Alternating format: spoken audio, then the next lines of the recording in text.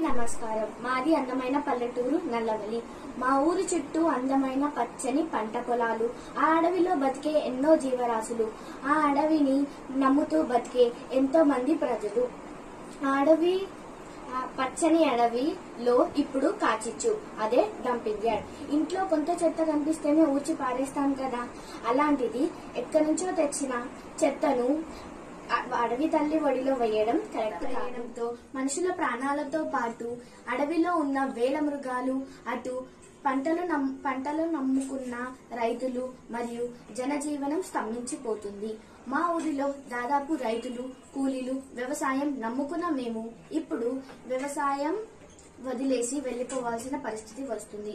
మేము అందరం సంతోషంగా ఉండాలన్నా, భావితరాలు బాగుండాలన్నా పచ్చని ప్రకృతిలో ఎలాంటి చెత్తా చెదారం వేయరాదు. Save forest, save farmers, save Nallavalli. No dumping yard. నా పేరు పావని. జై జవాన్, జై కిసాన్.